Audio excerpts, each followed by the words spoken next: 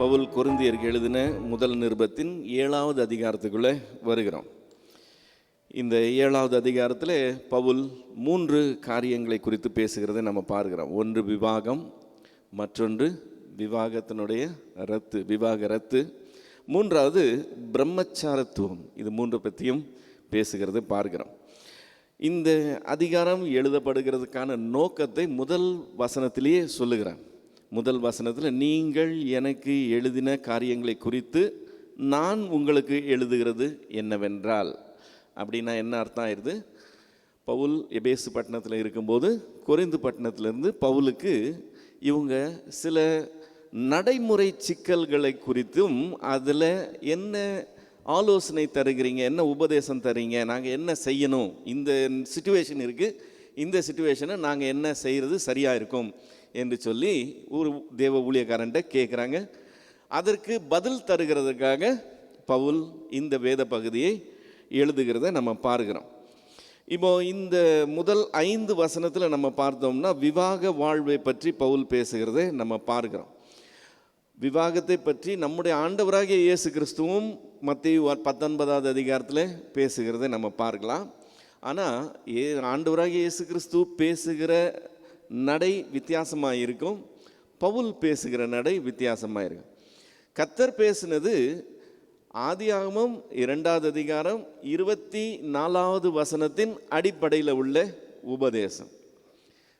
அவர் ஆணும் பெண்ணுமாக ஆதியிலே தேவன் மனுஷரை சிருஷ்டித்தார் என்று சொல்லி, அதுதான் குடும்பத்திற்கான ஆதாரம் என்று சொல்லி கர்த்தர் அதன் அடிப்படையில் அவர் உபதேசம் பண்ணுறதை நம்ம பார்க்கிறோம். பவுல் அந்த அடிப்படையில் தன்னுடைய உபதேசத்தை பேசலை, கம்ப்ளீட்டாக டிஃப்ரெண்டான ஒரு அணுகுமுறையை கையாளுகிறத நம்ம பார்க்கிறோம். இந்த 7வது அதிகாரத்தினுடைய முதல் வசனத்திலேயே ஸ்திரீயை தொடாமல் இருக்கிறது மனுஷனுக்கு நல்லது என்று சொல்லி ஆரம்பிக்கிறான். ஆணும் பெண்ணுமாக தேவன் சிருஷ்டித்திருக்கும் போது ஸ்திரீயை தொடாமல் இருக்கிறது நல்லதுன்னு சொன்னால் அந்த ஒரிஜினல் பிளானையே ஒன்றும் இல்லாமல் போக பண்ணுற மாதிரி இருக்கு. அப்போது ஒரே இதாகவே சிருஷ்டித்திருக்கலாம்ல, ஒரே பாலினமாகவே சிருஷ்டித்திருக்கலாம்ல, எதுக்கு 2 பாலினம் தேவன் சிருஷ்டித்திருக்கிறார்? தொடாமல் இருக்கிறது நல்லதுன்னு சொன்னால். ஸோ இது ஒரு மாதிரி ஒரு ரேடிக்கலான ஒரு ஸ்டேட்மெண்ட், அதாவது ஒரு தீவிரமாக பேசுகிற மாதிரி ஒரு ஸ்டேட்மெண்ட். இதை பொதுப்படையாக நம்ம அப்ளை பண்ணுறது சரியாக இருக்காது. ஸோ பவுல் தன்னுடைய ஆங்கிளில் தன்னுடைய பார்வையில் தான் என்ன நினைக்கிறனோ அதன் அடிப்படையில் பேசுகிற வார்த்தைகளாக வருது. அதை தொடர்ந்து வாசித்தோம்னு சொன்னால், ஆகிலும் வேசித்தனம் இராதபடிக்கு அவனவன் தன் சொந்த மனைவியும் அவளவள் தன் சொந்த புருஷனையும் உடையவர்களாக இருக்க வேண்டும் அப்படின்னு சொல்லுகிறான். அப்போது கணவனும் மனைவியுமாக இருக்கிறதுக்கு ஒரே காரணமாக பவுல் பார்க்கறது என்னது? வேசித்தனம் இல்லை இருக்கக்கூடாதுன்னா கல்யாணம் பண்ணிக்கணும்பா அப்படிங்கிற ஒரு பார்வையில் வருகிறான். ஆதியில் தேவன் வானத்தையும் பூமியை சிருஷ்டித்தப்போ ஆணும் பெண்ணுமாக சிருஷ்டித்தப்போ வேசித்தனம் இல்லாது இருக்கிறதுக்காக ஆணும் பெண்ணுமாக அவர்களை குடும்பமாக ஒருவனும் ஒருத்தியுமாக படைச்சாருன்னு நம்ம பார்க்கல. அந்த போதனையே வித்தியாசம். இங்கே பவுல் பேசுகிறது டோட்டலாக வித்தியாசம். இன்னும் தொடர்ந்து வாஸ்தவம் சொன்னால், புருஷன் தன் மனைவிக்கு செய்ய வேண்டிய கடமையை செய்ய கடவன், அப்படியே மனைவியும் தன் புருஷனுக்கு செய்ய கடவள். மனைவியானவள் தன் சுய சரீரத்துக்கு அதிகாரி அல்ல, புருஷனே அதற்கு அதிகாரி. அப்படியே புருஷனும் தன் சுய சரீரத்துக்கு அதிகாரி அல்ல, மனைவியே அதிகாரி. உபவாசத்திற்கும் ஜெபத்திற்கும் தடையிராதபடிக்கு இருவரும் சில காலம் பிரிந்திருக்க வேண்டும் என்று சம்மதித்தாலே அன்றி ஒருவரை ஒருவர் விட்டு பிரியாதிருங்கள். உங்களுக்கு விரதத்துவம் இல்லாமையால் சாத்தான் உங்களை தூண்டிவிடாதபடிக்கு மறுபடியும் கூடி வாழுங்கள் அப்படின்னு சொல்கிறான். கொரிந்து பட்டணத்தில் இருக்கிற பெரிய பிரச்சனையே அந்த வீனஸ் என்கிற தெய்வத்தினுடைய அடிப்படையில் அந்த மத நம்பிக்கையில் இருக்கிற வேசித்தனமும் விபச்சாரமும் நிறைந்த சூழ்நிலை. இப்போ கொரிந்தியர்கள் இவனுக்கு ஆலோசனை கேட்டு அனுப்புனாங்கன்னு சொன்னால், அவங்க இருக்கிற சூழ்நிலைக்கு ஏற்ப இவனும் பேசுகிறான். உங்கள் மத்தியில் விபச்சாரம் இருக்கக்கூடாது, வேசித்தனம் இருக்கக்கூடாதுன்னு சொன்னால் ஒழுங்காக குடும்பம் நடத்துகிறவங்களா நீங்கள் இருக்கணும். நீங்கள் பிரிந்து இருந்தீங்கன்னா பிசாசு உங்களை ஏவுகிறதுக்கு வாய்ப்பை நீங்களே கொடுக்குறீங்க, அதனால் சேர்ந்துருங்கன்னு சொல்லி பேசுகிறதை பார்க்கிறோம். மல்கியா தீர்க்க தரிசன புஸ்தகம் 2வது அதிகாரம் 15வது வசனத்தில் இந்த மாதிரி ஆங்கிளில் வேதம் பேசலைன்றது நம்ம பார்க்கிறோம். ஆதியிலே மனுஷனை உண்டாக்கினவர் ஆணும் பெண்ணுமாக சிருஷ்டித்தார். மல்கியா கேட்கும்போது கேட்குறான், அவரிடத்துல ஆவி பூரணமாக இருந்ததே, ஏன் ஒருவனை படைத்தார்? ஒரு ஒரு 1000-2000 பேரை படிச்சிருக்கலாம்ல. ஆண்கள் ஒரு 1000-2000 பேர், பெண்கள் ஒரு 1000-2000 பேர் படிச்சிருந்தா பூமியை பலுகி பெருக்கிறது ஈஸியாக இருந்திருக்கும்ல, பல மடங்கு வேகமாக செஞ்சுருக்க முடியுமே அப்படின்னு சொல்லிட்டு கேள்வி எழுப்புகிறான். ஆவி அவரிடத்துல பரிபூரணமாக இருந்தது, ஆனாலும் ஒருவனை அல்லவா படைத்தார். ஏன் ஒருவனை படைத்தார்? ஆன்சர் என்னது? தேவ பக்தி உள்ள சந்ததி பெரும்படி தானேன்னு சொல்லி, அந்த குடும்பம் என்று உருவாகி அந்த குடும்பம் தெய்வ பக்தி உள்ள சந்ததியாக உருவாகணும் என்கிறது தான் தேவனுடைய திட்டம் என்று சொல்லி மல்கியா சொல்லுகிறதை நம்ம பார்க்கிறோம். இதே அடிப்படையில் தான் நம்முடைய ஆண்டவராகிய இயேசு கிறிஸ்துவும் பேசுகிறத நம்ம மத்தேயு 19ஆவது அதிகாரத்தில் பார்க்க முடியும். ஆனால் பவுல் இங்கே பேசுகிறது சரீர இதை பற்றி மட்டும், தேவையை பற்றி மட்டும் பேசுகிறதா நாம் பார்க்கிறோம். பவுல் தொடர்ந்து பேசும்போது பிரம்மச்சாரத்துவத்தை பற்றி பேசுகிறான். 6-9 வரைக்கும் பார்த்தோம்னு சொன்னால், இதை நான் கட்டளையாக சொல்லாமல் யோசனையாக சொல்லுகிறேன்னு சொல்லி ஸ்டார்ட் பண்ணுகிறேன். இது வேத சத்தியம்னு எடுத்துக்காதீங்க, என்னுடைய பர்சனல் ஒப்பீனியன்.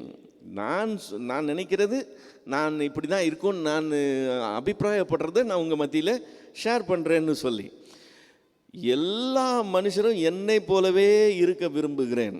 முடிஞ்சு போச்சு கதை. எல்லா மனுஷரும் இவரை போலவே கல்யாணம் பண்ணிக்காமலே பிரம்மச்சாரியாவே, ஆண்களானாலும் சரி பெண்களானாலும் சரி, எல்லா மனுஷரும் இவரை போலவே இருக்கிறது தான் இவருக்கு ப்ரையாரிட்டி. அப்படி இருந்தால் பெட்டர்னு நினைக்கிறார், விரும்புகிறேன். ஆகிலும் அவனவனுக்கு தேவனால் அருளப்பட்ட அவனவனுக்குரிய வரம் உண்டு, அது ஒருவனுக்கு ஒரு விதமாய் மற்றவனுக்கு வேறு விதமாய் இருக்கிறது. விவாகம் இல்லாதவர்களையும் கைம்பெண்களையும் குறித்து நான் சொல்லுகிறது என்னவென்றால், அவர்கள் என்னை போல் இருந்து விட்டால் அவர்களுக்கு நலமாயிருக்கும். ஆகிலும் அவர்கள் விரதத்தாராய் இருக்கக்கூடாதிருந்தால் விவாகம் பண்ண கடவர்கள். வேகிறதை பார்க்கிலும் விவாகம் பண்ணுகிறது நல்லது. மறுபடியும் சரீர தேவையை அவசியத்தை பற்றி தான் பேசுகிறத நம்ம பார்க்கிறோம். இப்போ பவுல் இங்கே சொல்கிறது, எல்லாரும் என்ன போல இருந்துட்டால் நல்லமாக இருக்கும், ஆனால் எல்லாராலையும் அது முடியாதுன்னு சேர்த்தே சொல்லுகிறான். விரதத்துவம் இருக்கிறவங்களால மட்டும்தான் அது செய்ய முடியும், அதனால் எல்லாரும் அதை செய்திடலாம்னு சொல்லி நினைக்காதீங்க அப்படின்னு. இது என்ன சொல்கிறது, சிலர் பவுலை போல இருந்துட்டா நலமாக இருக்கும்ங்கிறத சீரியஸாக எடுத்துக்கிட்டு பரிசுத்தத்தில் வளர்ந்து வருகிற படிநிலைகளில் ஒன்றாக ஸ்திரீயை தொடாமல் இருக்கிறது நல்லது என்று சொல்லி, திருமண பந்தமே இல்லாமல் கடைசி வரைக்கும் தேவனை சேவிக்கிறது தான் ஒரு உத்தமமான சேவை, அது ஒரு விதமான பரிசுத்த நிலை என்று சொல்லி அந்த அந்த ஒரு விதத்தில் போதிக்க ஆரம்பித்து, அதனால் வந்த விளைவுகள் கொஞ்சம் நஞ்சம் கிடையாது. இப்போ ரோமன் கத்தோலிக்க திருச்சபை எடுத்துக்கிட்டிங்கன்னு சொன்னால், அவங்க செலிபஸியை தான் முன்னே கொண்டு வராங்க. அவங்க ஊழியர்கள் திருமணம் பண்ணாமல் தான் பவுலை போல ஊழியம் செய்யணுங்கிறது அவங்களுடைய காரியம். இப்போ அதனால் விளைந்த விளைவுகள் என்னென்ன மோசமான காரியங்கள் நடக்குதுங்கிறத நம்ம பார்க்குறோம். அடுத்து சில பெந்தகோஸ்தே சபைகள் இருக்குது, அவங்களும் அதே மாதிரி தான். ஊழியக்காரர்னு வந்தால் சபையில் ஊழியம் செய்யணும்னு சொன்னால் திருமணம் ஆகாதவர்கள் தான் அதுக்கு குவாலிஃபைட்னே சொல்லி வச்சுருப்பாங்க. ஸோ அந்த அந்த ஒரு விதமான பரிசுத்தம் அப்படி இருக்கிறவங்க தான் தேவனோட இந்த சேவையை செய்ய முடியும்னு சொல்லி அவங்க போதிக்கிறதுனால வருகிற விளைவுகள் நம்ம சுற்றி பார்த்து கொண்டே இருக்கிறோம். இது கொஞ்சம் சீரியஸான இஷ்யூ. பவுல் போதிக்கிற இந்த போதனை அவனுடைய சொந்த அபிப்பிராயம் என்கிறதை நாம் மறந்துடவே கூடாது. பவுலும் மாற்றி எதுவுமே சொல்லலை, நான் சொல்லுகிற யோசனைன்னு தான் சொல்லுகிறான் ஒழிய, தேவன் எனக்கு வெளிப்படுத்தினது கர்த்தரிடத்தில் கற்றுக்கொண்டேன், நான் உங்களுக்கு போதிக்கிறேன், இப்படி தான் இருக்கணும்னு பவுல் சொல்லலை. அதனால் இதை ஒரு சத்தியமாக எடுத்து போதித்தோம்னு சொன்னால் அதுக்கு பக்க விளைவுகள் நிறையா இருக்கும். அதை நம்ம அந்த ரிஸ்க் எடுக்கக்கூடாது. ரெண்டாவது, ஒரு ஓவர் எந்தூசியாசத்தில் இந்த விரதத்துவத்துக்காக ஒப்பு கொடுக்குறவங்கெல்லாம் இருக்கிறாங்க. இனிமேல் நான் பவுலை போல செய்ய போகிறேன்னு சொல்லிட்டு, இதுக்கு உண்டான பின் விளைவுகள் இப்போ தெரியாது. அதை நல்லா சிந்தித்து செயல்படுகிறவர்களாக இருக்கணும். நல்ல வாலிப வயதில் இருக்கும்போது, உடல் நல்ல திடகாத்திரமாக இருக்கும்போது நமக்கு யார் உதவியும் தேவைப்படாது. சொல்லப்போனால் நம்ம தான் 10 பேருக்கு உதவி செஞ்சுக்கிட்டு இருப்போம் இல்லை? ஆஸ்பத்திரி கூட்டிகிட்டு போகணும்னா நம்ம தான் கூட்டிகிட்டு போயிட்டு இருப்போம். நம்மளை யாரும் ஆஸ்பத்திரி கூப்பிட்டு போகிற நிலைமையில் நம்ம இருக்க மாட்டோம். ஆனால் ஹெல்த்து கடைசி வரைக்கும் இதே மாதிரி இருக்காது. ஒரு ஸ்டேஜ் வரும் பார்த்துக்கங்க, நாம் வயது முதிர்ச்சியினாலேயோ அல்லது நமக்கு வந்த பலவீனங்களின் நிமித்தமோ நாம் தளர்ச்சி அடைய ஆரம்பிப்போம். அந்த உடல் தளர்ச்சி அடைய ஆரம்பிக்கும்போது நமக்கு மற்றவர்களுடைய உதவி தேவை என்கிற அந்த நிலை வரும்போது இன்றைக்கு எடுக்கிற தீர்மானத்தை பல வருடங்கள் கழித்து நம்ம என்ன சொல்கிறது, வருத்தப்படுகிற ஒரு நிலை உண்டாயிரும். எனக்கு ஞானஸ்தானம் கொடுத்த பாஸ்டர் இருக்கிறார். அவர் பேர் பாஸ்டர் ஈஸ்டர்தாஸ். அந்த பாஸ்டர் பவுலை போல ஊழியம் செய்யணும்னு சொல்லி தன்னை ஒப்பு கொடுத்த ஒரு மனுஷன். அவர் கீழே இருக்கிறவங்கெல்லாம் கல்யாணம் ஆகி தான் ஊழியம் செய்கிறாங்க. ஆனால் இவர் மட்டும் அந்த மாதிரி ஒரு ஸ்டாண்ட் எடுத்தவர். எல்லாம் நல்லா தான் இருந்தது. பவுல் சொல்கிறது மாதிரியே கல்யாணம் கட்டினவன் மனைவியக்காக பார்க்க வேண்டியிருக்கும், நான் கர்த்தருக்காக மட்டும் பார்க்குறேன்னு சொன்னது போல் அவருக்கு ஃபேமிலி பற்றி ப்ராப்ளமே கிடையாது. ஃபுல்லாக கர்த்தரையே சேவிக்கிறேன்டான்னு ஃபுல்லாக தான் செஞ்சார். ரொம்ப சந்தோஷம். ஆனால் என்ன ஆச்சு, ஒரு 60+ ஏஜ் வரும்போது அவருக்கு சிக்னஸ் ஒன்று வந்துச்சு. அந்த சிக்னஸில் அவர் ரொம்ப பாதிக்கப்பட்டார். அவர் ஹாஸ்பிட்டல்லேருந்து டிஸ்சார்ஜ் ஆகி வீட்டுக்கு சபையில் நிற்கும்போது அவருடைய ஷர்ட் ஆக்சுவலாக ஹேங்கரில் தொங்க விட்டால் எப்படி தொங்குமோ அப்படி தொங்குது. அந்த அளவுக்கு அவர் உடல் பலவீனமாயிடுச்சு. அன்னைக்கு அவர் மைக்கு பிடிச்சி கண்ணீர் விட்டு சொன்னார், நான் ஏன் இந்த முடிவை அன்னைக்கு எடுத்தேன்னு இன்னைக்கு நான் ஃபீல் பண்ணுறேன்னு சொன்னார்.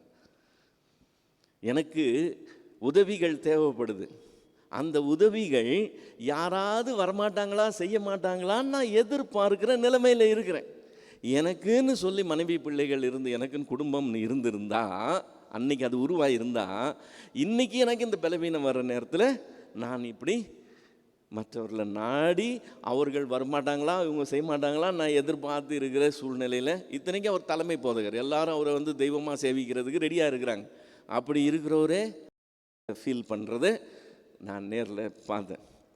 அது மட்டும் இல்லை, வாலிப வயதில் திருமணத்தை அலட்சியப்படுத்திட்டு எனக்கு யாரை நம்பி நான் பிறந்தேங்கன்றா போங்கடா போங்கன்னு தைரியமாக இருந்துட்டு ஒரு காலம் கடந்ததுக்கப்புறம் கல்யாணமே ஆகாமல், அதுக்கப்புறம் சம்பாதிக்கிற காசெல்லாம் சரி ஃபேமிலின்னு இருந்தால் தானே செலவெல்லாம், இப்போ எல்லாம் நமக்கு எல்லாம் நம்ம சம்பாதிக்கலாம் நமக்குன்ற மாதிரி ஆயிடுது இல்லை.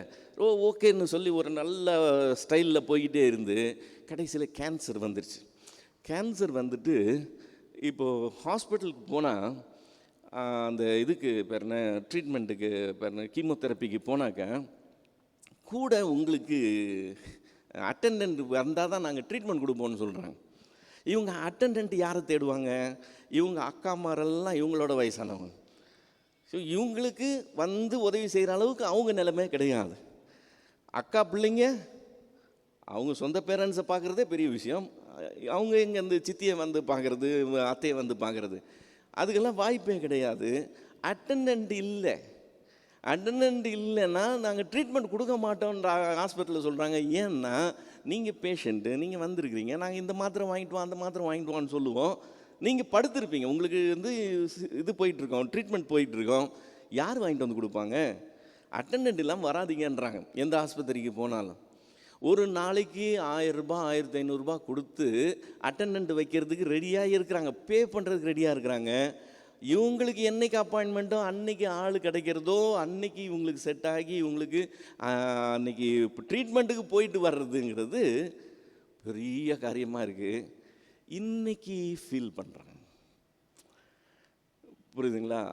அந்த சிச்சுவேஷன்ஸ் எல்லாம் பின்னால் லைஃப்பில் ஏற்படும்ங்கிறது இப்போது யாரும் எதிர்பார்க்க மாட்டாங்க. நம்ம அதையெல்லாம் நீங்கள் நினைக்காம இன்றைக்கி பவுலை போலன்னு சொல்லி ஒரு டெசிஷன் எடுத்துக்கிட்டு அதுக்கப்புறம் வருத்தப்படுறதுல அர்த்தம் இருக்காது. ஸோ இது ரொம்ப சீரியஸான ஒரு காரியம். இதை ஒரு வேகத்தில் முடிவு பண்ணுறது காரியம் கிடையாது. பவுல் சொல்கிறது போல் அந்த விரதத்துவம்னு பவுல் சொல்லுகிறான். ஆண்டவர் சொல்லும்போது வேற வார்த்தையில் சொல்கிறார், வரம் பெற்றவர்கள்னு சொல்கிறார். ஸ்பெசிஃபிக்காக அதுக்குன்னு அவங்க கிரேஸ் இருக்கும் அவங்களுக்கு. அந்த கிரேஸ் உள்ளவங்களால மட்டும்தான் அதை செய்ய முடியும். ஸோ ஒரு சிலர் அப்படி செய்யலாம், ஆனால் எல்லாருக்கும் இது அப்ளை ஆகாது. இது ஒரு விசேஷமான பரிசுத்தம்னு நினைத்து கொள்ளக்கூடாது. பரவாயில்லப்பா, அவங்களுக்கு என்னப்பா குடும்பம் இல்லை, அவங்க ஃபுல்லாக ஆண்டவர் தான் சேவிக்கிறாங்க, நம்ம என்னவோ அரைங்குறையமாக சேவிக்கிற மாதிரி அவங்க தான் ஃபுல்லாக சேவிக்கிற மாதிரி அது ஒரு விசேஷமான சேவை, நம்மளது அதோட குறையான சேவைன்னு சொல்லி ஒரு மனப்பான்மை இருக்கக்கூடாது. இது ஆக்சுவலாக ஆண்டவருடைய டிசைனோ பிளானோ கிடையாது. ஒரு சிலர் இந்த மாதிரி வித்தியாசமாக செயல்படுவாங்க, ஆனால் அது காமனாக எல்லாருக்கும் பொதுவாக எடுத்துக்கொள்ள கூடாதுங்கிறத நம்ம கிளியராக இருக்கணும். மத்தேயு 19வது அதிகாரத்தில் நம்முடைய ஆண்டவர் சொல்லும்போது ரொம்ப தெளிவாக சொல்கிறார். மத்தேயு 19, 11, 12 வசனங்களில், மத்தேயு 19, 11, 12, அதற்கு அவர், வரம் பெற்றவர்களே தவிர மற்றவர்கள் இந்த வசனத்தை ஏற்றுக்கொள்ள மாட்டார்கள். தாயின் வயிற்றிலிருந்து அன்னகர்களாய் பிறந்தவர்களும் உண்டு, மனுஷர்களாய் அன்னகர்கள் ஆக்கப்பட்டவர்களும் உண்டு. பரலோக ராஜ்யத்தின் நிமித்தம் தங்களை அன்னகர்கள் ஆக்கி கொண்டவர்களும் உண்டு. இதை ஏற்றுக்கொள்ள வல்லவன் ஏற்றுக்கொள்ள கடவன் என்றார். ஸோ இது வரம் பெற்றவர்கள் என்று விசேஷமான வெகு சிலர் விசேஷமான ஊழியங்களுக்காக ஆண்டவரால் எடுத்து பயன்படுத்தப்படும் போது அந்த மாதிரி இருப்பாங்க. ஸோ இது ஜென்ரலைஸ் பண்ண முடியாதுங்கிறது கிளியராக இருக்கணும். இப்போது 1 கொரிந்தியர் 7வது அதிகாரத்துக்கு வந்தோம்னா 10 11 வசனங்களில் பவுல் விவாகரத்தை பற்றி பேச ஆரம்பிக்கிறது நம்ம பார்க்குறோம். ஏன் அதை பற்றி பேசுகிறான்னா, அவங்க கேட்ட கேள்வி, அவங்க சில சூழ்நிலைகள் நிமித்தம் அவங்க சந்தேகங்கள் எழுப்புறாங்கல்ல, நாங்கள் என்ன செய்யணும், எங்களுக்கு கைடன்ஸ் கொடுங்கன்னு சொல்லி கேட்டு அனுப்புகிறாங்கல்ல. அதுக்கு காரணமே என்னென்னா, அந்த டைமில் அந்த சூழ்நிலை அங்கே உருவாயிருக்கு. அந்த சூழ்நிலையின் நிமித்தம் பவுல் சொல்லுகிற சில ஆலோசனை என்னன்னு சொன்னால், விவாகம் பண்ணி கொண்டவர்களுக்கு நான் அல்ல, கர்த்தரே கட்டளை இடுகிறதாவது. ஸோ இங்கே டோனை மாறிடுச்சா கம்ப்ளீட்டாக. இது வரைக்கும் நான் யோசனையாய் சொல்லுகிறேன்னு சொன்னால், இப்போ நான் இல்லை, கர்த்தர் கட்டளை இடுகிறதாவது, மனைவியானவள் தன் புருஷனை விட்டு பிரிந்து போக கூடாது. பிரிந்து போனால் அவள் விவாகம் இல்லாதிருக்க கடவள், அல்லது புருஷனோட ஒப்புரவாக கடவள்.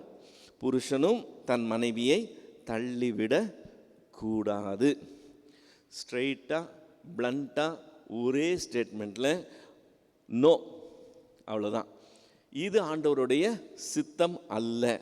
மல்கியா 2வது அதிகாரம் 16வது வசனத்தில், மல்கியா 2:16, தள்ளி விடுதலை நான் வெறுக்கிறேன் என்று இஸ்ரவேலின் தேவனாகிய கர்த்தர் சொல்லுகிறார்.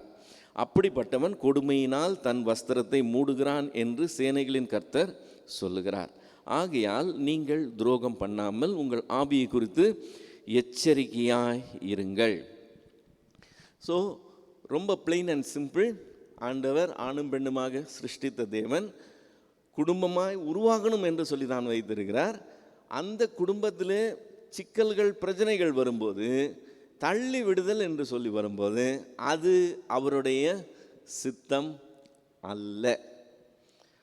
அது அவர் வெறுக்கிற காரியம் என்று சொல்லுகிறார். நான் வெறுக்கிறேன், அது என்னுடைய சித்தம் இல்லை.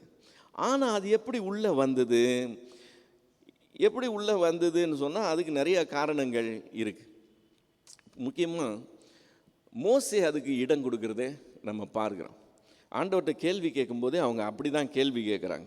மத்தேயு 19வது அதிகாரம் 3-9 வரைக்கும் உள்ள வசனங்களில், மத்தேயு 19, 3-9 வரைக்கும், அப்பொழுது பரிசேயர் அவரை சோதிக்க வேண்டும் என்று அவரிடத்தில் வந்து, புருஷனானவன் தன் மனைவியை எந்த முகாந்திரத்தினாலாகிலும் தள்ளிவிடுவது நியாயமா என்று கேட்டார்கள்.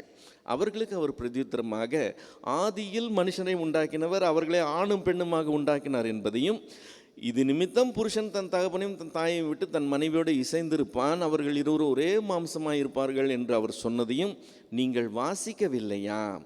இப்படி இருக்கிறபடினால் அவர்கள் இருவராய் இல்லாமல் ஒரே மாம்சமாக இருக்கிறார்கள். ஆகையால் தேவன் இணைத்ததை மனுஷன் பிரிக்காதிருக்க கடவன். இந்த ஸ்டேட்மெண்ட் அங்கே ஆதியாகமத்தில் இல்லை, ஆண்டவருடைய இன்ஃபரன்ஸ் அது. ஆகையால் தேவன் இணைத்திருக்கிறார். யாருடைய திட்டம்? அவருடைய திட்டம். தேவன் திட்டமிட்டு இணைத்ததை மனுஷன் தனக்கு வசதி இல்லை என்று சொல்லி பிரிக்கக்கூடாதுன்னு சொல்லி ஆண்டவர் சொல்றார், பிரிக்காதிருக்க கடவன். ஆன்சர் முடிஞ்சிச்சு. ஆனால் கொஸ்டின் என்ன ரைஸ் ஆகுது? அதற்கு அவர்கள், அப்படியானால் தள்ளுதற் சீட்டை கொடுத்து அவளை தள்ளிவிடலாம் என்று மோசே ஏன் கட்டளையிட்டார் என்றார்கள். இப்போ மோசே எங்கே கட்டளையிட்டான்னு பார்த்தோம்னா, உபாகமம் 24வது அதிகாரம் 1-4 வரைக்கும் உள்ள வசனங்களில் மோசே இடம் கொடுக்கறத நம்ம பார்க்கிறோம். உபாகமம் 24:1-4 வரைக்கும், ஒருவன் ஒரு ஸ்திரியை விவாகம் பண்ணி கொண்ட பின்பு அவளிடத்தில் லட்சியான காரியத்தை கண்டு அவள் மேல் பிரியமற்றவனானால் அவன் தள்ளுதலின் சீட்டை எழுதி அவளுக்கு கையில் கொடுத்து அவளை தன் வீட்டிலிருந்து அனுப்பிவிடலாம். டைவர்ஸை ரொம்ப ஈஸியாக அவர் எக்ஸிக்யூட் பண்ணுறாரு. சும்மா தள்ளுதல் சீட்டை எழுதி கொடுத்தா இவருக்கு அந்த ரைட்ஸ் இருக்குது, தள்ளி விட்டுடலாம், அனுப்பிவிடலாம். அவனுடைய வீட்டை விட்டு போன பின்பு வேறொருவனுக்கு மனைவி ஆகலாம். இந்த 2ஆம் புருஷனும் அவளை வெறுத்து தள்ளுதலின் சீட்டை அவள் கையில் கொடுத்து அவளை தன் வீட்டிலிருந்து அனுப்பிவிட்டாலும், அவளை விவாகம் பண்ணின இந்த 2ஆம் புருஷன் இறந்து போனாலும் அவள் தீட்டுப்பட்டபடியால் அவளை தள்ளிவிட்ட அவளுடைய முந்தின புருஷன் திரும்பவும் அவளை மனைவியாக சேர்த்து கொள்ளக்கூடாது. அது கர்த்தருக்கு முன்பாக அருவருப்பானது. உன் தேவனாகிய கர்த்தர் உனக்கு சுதந்திரமாக கொடுக்கும் தேசத்தின் மேல் பாவம் வர பண்ணாயாக அப்படின்னு சொல்லி அங்கே அனுமதி கொடுக்கறத பாருகிறோம். இந்த அனுமதியை தான் அவங்க கேட்குறாங்க. மோசே அதை அனுமதிச்சிருக்கிறாரே, ஏன் கட்டளையிட்டார்னு கேட்குறாங்க. ஸோ இப்போ மத்தேயு 19வது அதிகாரம் 8வது வசனத்துக்கு போனோம்னா, அதற்கு அவர், உங்கள் மனைவிகளை தள்ளிவிடலாம் என்று உங்கள் இருதய கடினத்தின் நிமித்தம் மோசே உங்களுக்கு இடம் கொடுத்தார். தேவன் அனுமதித்தார். நான் போய் ஆண்டவர்கிட்ட கேட்டு வரேன், ஆண்டவர் என்ன சொல்கிறாருன்னா, மோசே வெயிட் பண்ணல. மோசே உங்களை ப்ளீஸ் பண்ணுறதுக்காக உங்களுக்கு ஒரு லீவரேஜை கொடுத்துருக்குறேன். ஆதி முதலாய் அப்படி இருக்கவில்லை. ஆதலால் எவனாயிலும் தன் மனைவி வேசித்தனம் செய்ததின் நிமித்தமே அன்றி அவளை தள்ளிவிட்டு வேறொருத்தியை விவாகம் பண்ணினால் அவன் விபச்சாரம் செய்கிறவனாய் இருப்பான். தள்ளிவிடப்பட்டவளை விவாகம் பண்ணுகிறவனும் விபச்சாரம் செய்கிறவனாய் இருப்பான் என்று உங்களுக்கு சொல்லுகிறேன் என்றார். இப்போ ஆதி முதல் அப்படி இருக்கவில்லை, அதனால் நீ தள்ளிவிடவே கூடாதுன்னு அந்த ஸ்டாண்ட் எடுக்காமல் தள்ளி விடுகிறதுக்கு ஒரு முகாந்திரத்தை கர்த்தர் அனுமதிக்கிறதை நம்ம பார்க்கிறோம். என்ன முகாந்திரத்தை அனுமதிக்கிறார்? வேசித்தனம் என்கிறது காணப்பட்டதுன்னா அதன் அடிப்படையில் தள்ளிவிடலாம். இப்போது வேசித்தனம் என்கிற ஒரு முகாந்திரம் இருந்ததுன்னா தள்ளிவிடலாம் அப்படின்னா என்ன அர்த்தம்? வேசித்தனம் இருந்தால் கண்டிப்பாக தள்ளிவிடணும்னு அர்த்தம் இல்லை. வேசித்தனம் இருந்தாலும் அவங்க ஒருத்தருக்கு ஒருத்தர் மன்னிச்சு அவங்க ஏற்றுக்கொண்டு தொடர்ந்து வாழ்க்கை நடத்தணும்னா அன்பு சகல பாவத்தையும் மூடும்னு வசனம் சொல்லுது. ஸோ அது ஒரு இஷ்யூ கிடையாது. தள்ளி தான் விட்டாகணும்னு கட்டாயம் கிடையாது. தள்ளி விட்டாகணும்னா இந்த ஒரு சீரியஸான ஒரு குற்றம் இருந்துச்சுன்னா உனக்கு நான் பர்மிஷன் கொடுக்குறேன்னு ஆண்டவர் இந்த ஒரு காரியத்தை மட்டும் அலோவ் பண்ணுறார். இது முதல் நூற்றாண்டில் கர்த்தர் பேசின வார்த்தை. இந்த முதல் நூற்றாண்டில் கர்த்தர் இப்படி பேசி இதை செய்து ஒரே ஒரு முகாந்திரத்தை அனுமதிச்சிருக்கும் போது, முதல் நூற்றாண்டில் சபை பெருக துவங்கினப்போ கொரிந்து பட்டணத்தில் சிச்சுவேஷன் மாறுது. அதனால தான் இந்த டவுட் எழும்புது. என்ன சிச்சுவேஷன் மாறிடுச்சிங்க புதுசான்னு சொன்னால், கிறிஸ்துவை ஏற்றுக்கொள்ளுகிறவர்கள் அத்தனை பேரும் தம்பதியராக ஏற்றுக்கொண்டாங்கன்னு இல்லை. கணவன் மனைவியில் ஒருத்தர் விசுவாசியாக இருந்திருப்பாங்க, அடுத்தவர் அவிசுவாசியாக இருந்திருப்பாங்க. ஒன்று கணவன் அல்லது மனைவி கிறிஸ்துவை ஏற்றுக்கொண்டு இருப்பாங்க, அடுத்த ஆள் அவிசுவாசியாகவே இருப்பாங்க. இப்போது இந்த அவிசுவாசியாக இருக்கிறவங்க இந்த விசுவாசியாக இருக்கிறவங்களுக்கு பெரிய இடையூறு. என்ன ப்ராப்ளம்னு சொன்னாங்க, அவங்களுடைய மொத்த லைஃப் ஸ்டைலே அந்த தெய்வ நம்பிக்கையை சுற்றினதாக இருக்கும். காலையில் பொழுது ஆரம்பித்ததுலேருந்து பொழுது போகிற வரைக்கும் அந்த தெய்வத்தை சேவிக்கிற காரியங்கள்லேயே மொத்தமாகவே இருக்கும்.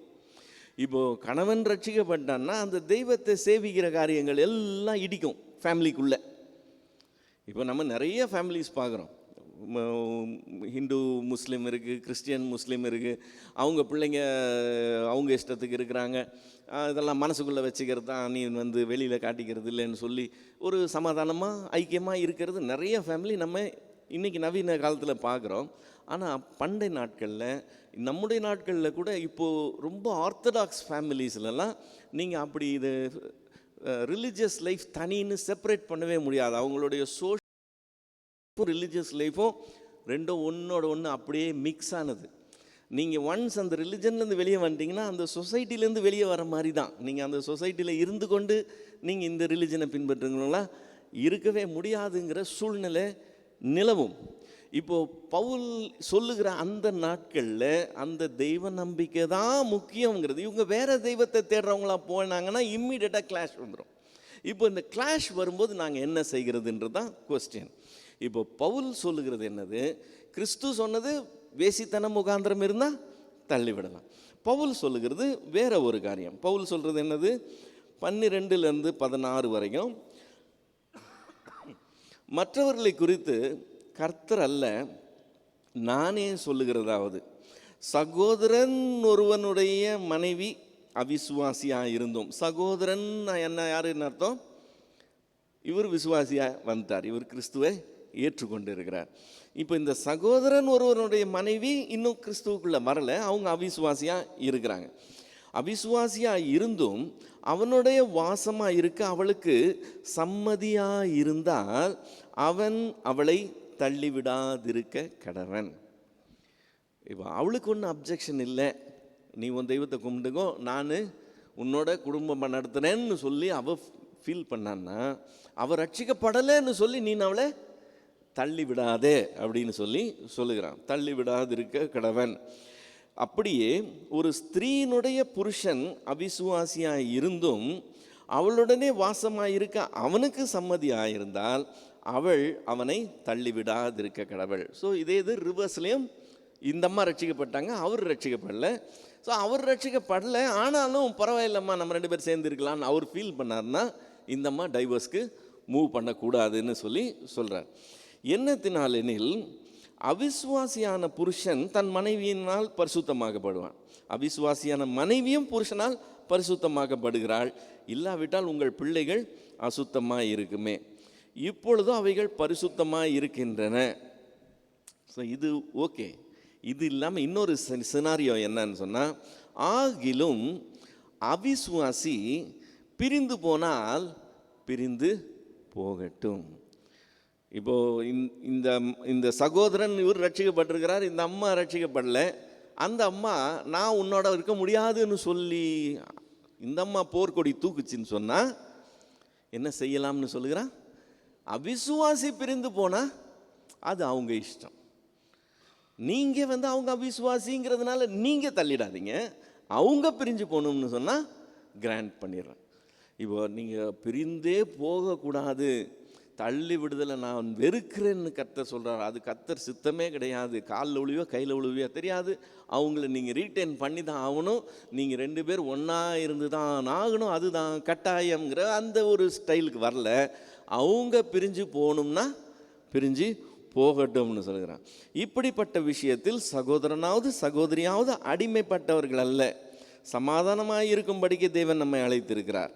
மனைவியானவளே உன் புருஷனை ரட்சிப்பாயோ அல்லவோ உனக்கு எப்படி தெரியும்? புருஷனே உன் மனைவியை ரட்சிப்பாயோ அல்லவோ உனக்கு எப்படி தெரியும்? அவங்க பிரிஞ்சு போகிறேன்னு சொன்னால் நீ அதை மீறிட்டு அவங்கள ரொம்ப ஃபோர்ஸ் பண்ணி ரீட்டைன் பண்ண ட்ரை பண்ணாதே. இப்போ என்ன ஆயிடுச்சு? வேசித்தன முகாந்திரம் ஒரு முகாந்திரம் கர்த்தர் கொடுத்துருக்கிறார். கொஞ்ச நாள் தான் ஆச்சு, பவுல் இன்னொரு முகாந்திரம் கொடுக்குறான். அவிசுவாசி பிரிஞ்சு போகணும்னா நீ பர்மிட் பண்ணிடுன்னு சொன்ன, பிரிஞ்சு போகட்டும்னு சொல். இன்றைக்கி 21ஆவது நூற்றாண்டுக்கு வந்திருக்கிறோம். இன்றைக்கி பெண் உரிமை பற்றி பேசுகிறது கடந்த ஒரு 50-60 வருஷமாக அதிகமாக இருக்குது. பெண் உரிமை பற்றி எவ்வளோக்கு அதிகமாக பேசுகிறாங்களோ அவ்வளோக்கு அவ்வளோ விவாகரத்துகளும் அதிகமாகிட்டுருக்கு. இன்றைக்கி ஸ்டாட்டிஸ்டிக்ஸ் படி விவாகரத்து கோருகிறது ஆண்களா பெண்களான்னு பார்த்தோம்னா ஆண்களை விட பெண்கள் தான் விவாகரத்து கோருகிறதுல மிக அதிகமாக இருக்கிறதே நம்ம பார்க்குறோம்.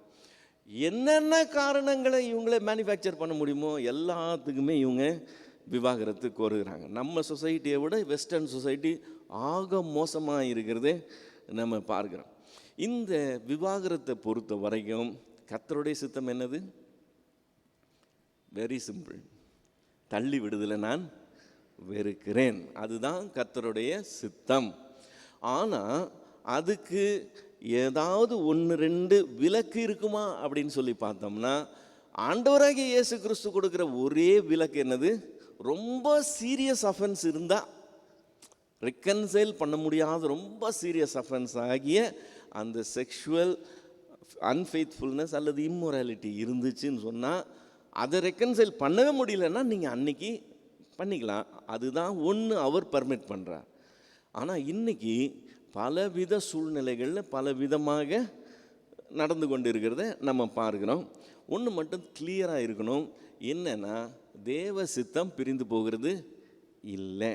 அதை மீறி பிரிந்து போகிறதுன்னு சொன்னால் எதின் அடிப்படையில் தான் இருக்கணும்னா, ரொம்ப ரொம்ப ரொம்ப சீரியஸான ஒரு ப்ராப்ளமாக இருந்தால் தான் செய்யணுமே ஒழிய, மற்றபடி சாதாரண ஈகோக்காக சாதாரண பிரச்சனைகளுக்காக பிரிந்து போகிறது தேவ சித்தம் இல்லை. ஐயோ என்னால் முடியாது நீங்கள் சொல்லிக்கலாம், ஆனால் அது தேவ சித்தம் இல்லைங்கிறது நம்ம ரொம்ப தெளிவாக இருக்கணும். இப்போது 7வது அதிகாரத்துக்கு திரும்ப வந்தோம்னு சொன்னால், 17லேருந்து 24 வரைக்கும் வேறு டாபிக்குள்ளே போகிறேன். 17லேருந்து 24 வரைக்கும் வந்தோம்னா அழைத்த அழைப்பில் நிலைத்திருக்கிறதை பற்றி பேசுகிறேன். தேவன் அவனவனுக்கு பகிர்ந்தது எப்படியோ, கர்த்தர் அவனவனை அழைத்தது எப்படியோ அப்படியே அவனவன் நடக்க கடவன். எல்லா சபைகளிலும் இப்படியே திட்டம் பண்ணுகிறேன். இந்த உபதேசம் இருக்குல்ல, பவுல் கொண்டு போகிற உபதேசம் யூதர்களிலிருந்து புறப்படுகிற ஒரு உபதேசம் இல்லையா? இப்போ யூதர்கள் நியாயப்பிரமாணத்தை பின்பற்றுகிறாங்க. யூதர்கள் உலகம் எல்லாரும் பரவி இருக்கிறாங்க. பவுல் போகிற இடத்துலலாம் ஜபாலயங்கள் இருக்குது. பவுல் ஃபஸ்ட்டு ஜபாலயங்களில் தான் உபதேசம் பண்ணுகிறான். அப்போ யாருக்கிட்ட தான் பேசுகிறான்? யூதர்கிட்ட தான் பேசுகிறான். அல்லது யூத மதத்தை தழுவி கொள்ளுகிற மற்ற மார்க்கத்தார் இருக்கிறாங்க பாருங்கள், கிரேக்கர்கள் மற்றவங்க வந்திருக்காங்கல்ல, அவங்கக்கிட்ட தான் பேசுகிறான். ஆக மொத்தம் ஜுடையிசம்மை பேஸ் பண்ணி வருகிற டீச்சிங் அவங்களுக்கு போய் சேருது. ஆனால் அவங்க ரிஜெக்ட் பண்ணும்போது பவுல் உதறிட்டு புறஜாதியார்கிட்ட போகிறேன்னு போயிடுறான் பார்த்தீங்களா? இப்போ அங்கே போயிட்டு யூதர்களுடைய பேசிஸில் இருக்கிற ஒரு உபதேசத்தை கொண்டு வருகிறான். இப்போ இயேசு கிறிஸ்துவை பற்றி நம்ம பார்க்குறோம்னா, புதிய ஏற்பாட்டில் இயேசு கிறிஸ்துவை பற்றி, இயேசு கிறிஸ்துவுக்கு பேக்ரவுண்ட் எங்கே இருக்குது? எல்லாம் பழைய ஏற்பாட்டில் இருக்குது. இது அவ்வளவு யூதர்களுடைய இது ட்ரெடிஷன், ஹானர், அதுலேருந்து வர எடுக்கிற காரியங்கள். இப்போ இதை எடுத்துகிட்டு போய் ஒரு நியூ சொசைட்டியில் ஒரு புதிதான கலாச்சாரத்தின் மத்தியில் அறிமுகப்படுத்தும் போது இந்த கலாச்சாரம் வேறு, அந்த கலாச்சாரம் வேறுங்கிறது ரொம்ப தெளிவாக கான்ட்ராஸ்டாக தெரியும். இப்போ நம்மளுடைய கலாச்சாரம், நம்ம இந்தியர்கள் நமக்குன்னு ஒரு கலாச்சாரம் இருக்குது. இப்போ நம்ம கோயில்னு சொன்ன உடனேயே செருப்பை கழட்டிட்டு தான் கோயிலுக்குள்ளே போவோம். யாருமே செருப்பை மாட்டிக்கிட்டு கோயிலுக்குள்ளே போக மாட்டாங்க. அவங்க எந்த பெரிய பிரசிடெண்ட்டாகவே இருந்தால் கூட சரி, யாருமே செய்ய மாட்டாங்க. இது நம்மளுடைய கலாச்சாரம். ஆனால் அதே இது மேற்கத்திய கலாச்சாரத்தில் அவங்க காலனி அணிந்து கொண்டே தான் வீட்டுக்குள்ளேயே போவானுங்க. அவங்களுக்கு ஒரு பெரிய காரியமே கிடையாது. நீங்கள் ஷூ போட்டு எங்கள் வீட்டுக்குள்ளே வர மாட்டீங்க, நான் ஷூ போட்டு உங்கள் வீட்டுக்குள்ளே வர மாட்டேன். இது நம்மளுடைய கலாச்சாரம். இந்த கலாச்சாரம் அந்த கலாச்சாரம் கிளாஷ் ஆகும். நம்ம கொண்டு இன்ட்ரடியூஸ் பண்ணுறோம்னா அவங்க பார்க்குற விதம் வேறு மாதிரி இருக்குது, நம்ம பார்க்குற விதம் வேறு மாதிரி இருக்கும். நமக்கு சாப்பாடை கையில் சாப்பிடுவோம், அவங்க எல்லாத்தையுமே ஸ்பூன் அண்ட் ஃபோக்கில் தான் சாப்பிடுவாங்க. நமக்கு இட்லி வடையெல்லாம் ஸ்பூனில் ஃபோக்கில் சாப்பிட்ட மாதிரியே இருக்காது. அவங்களுக்கு கையில் எடுத்து சாப்பிட்டோம்னா அருவருப்பாக இருக்கும். ஐயோ கையை போட்டு சாப்பிட்றாங்களேன்னு சொல்லி. அது அவங்க கலாச்சாரம், இது நம்மளுடைய கலாச்சாரம். ஸோ இது நம்மளுடைய நடை உடை எல்லாத்துலேயும் வரும். இப்போ பவுல் ஊரெல்லாம் போய் ஆசியாவில் மட்டும் இல்லை, இப்போ இது பேசிக்கிட்டு இருக்கிறது கிரேக்க நாட்டில், மெசபத்தோமியா மக்கதோனியா நாட்டினுடைய பகுதி கிரேக்க நாட்டில். ஸோ இந்த கலாச்சாரம் முற்றிலும் வித்தியாசமானது, அந்த கலாச்சாரம் முற்றிலும் வித்தியாசமானது. நீங்கள் அழைக்கப்பட்டிருக்கிறீங்க. எங்கே அழைக்கப்பட்டிருக்கிறீங்க? மெய்யான தேவனிடத்தில் அழைக்கப்பட்டிருக்கிறீங்க. நீங்கள் எந்த நிலையிலேருந்து அழைக்கப்பட்டீங்களோ அந்த நிலையிலேயே இருங்கன்னு சொல்லி போதிக்கிறான். நான் எல்லா சபையிலும் இதை திட்டம் பண்ணுகிறேன்னு சொல்லுகிறான். எல்லா சபைகளிலும் இப்படியே திட்டம் பண்ணுகிறேன். என்னென்னு திட்டம் பண்ணுகிறேன்? தேவன் அவனவனுக்கு பகிர்ந்தது எப்படியோ, அவனவனை அழைத்தது எப்படியோ அப்படியே அவனவன் நடக்க கடவன். ஒருவன் விருத்த சேதனம் பெற்றவனாய் அழைக்கப்பட்டிருந்தால் விருத்த சேதனம் இல்லாதவனாய் இருக்க வகை தேடானாக.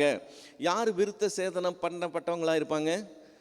யூதர்கள் விருத்த சேதனம் பண்ணப்பட்டவர்களாக இருப்பாங்க. இஸ்ரவேலர் விருத்த சேதனம் பண்ணப்பட்ட, மற்றவங்க ரோமர்கள், கிரேக்கர்கள், வேற யாரெல்லாம், இந்தியர்கள் யாருமே விருத்த சேதனம் பண்ணப்பட்டிருக்க மாட்டாங்க.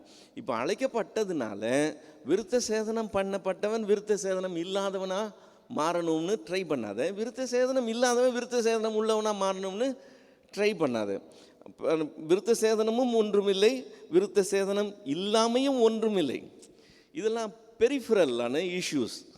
கோர் இஷ்யூ என்னது? தேவனுடைய கற்பனைகளை கை கொள்ளுகிறதே காரியம். இந்த வெளிப்புறமான மற்ற காரியங்களுக்கு முக்கியத்துவம் கொடுத்து அதில் நீங்கள் கான்சென்ட்ரேட் பண்ணாதீங்க. கான்சென்ட்ரேட் பண்ண வேண்டியது எது?